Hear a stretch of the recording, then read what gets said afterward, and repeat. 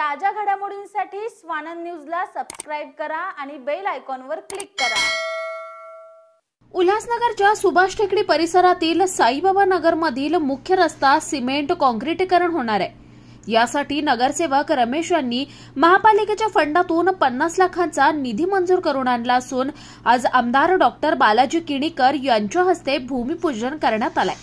साईबाबा नगरमधील हा मुख्य रस्ता 15 वर्षांपासून धूळ खात अवस्थेत होता। अनेक खड्डे पडून अपघातही होत होते। याविषयी स्थानिक नागरिकांनी नगरसेवक रमेश चव्हाण यांच्याकडे समस्या मांडली। चव्हाण यांनी तात्काळ महापालिकेकडे 50 लाखांचा निधी मंजूर करून आज आमदार किणीकर यांच्या हस्ते भूमिपूजन केले। यावेळी मोठ्या संख्येने नागरिक भूमिपूजन स्थळी उपस्थित होते। लवकरच हा रस्ता सिमेंट काँक्रिटीकरण होत असल्याने येथील नागरिकांनी रमेश चव्हाण यांचे आभार मानले। हा रस्ता नागरिकांसाठी आता पास केलेला आहे। हा रस्ता मागे 15 वर्ष अगोदर हा रस्ता तेव्हापासून काम प्रलंबित आहे।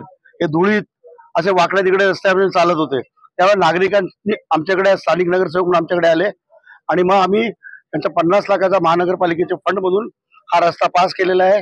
अजून याच्या पुढे लागेल तेवढा मी आणि आमदार साहेब दोघं मिळून प्रयत्न करून देऊ।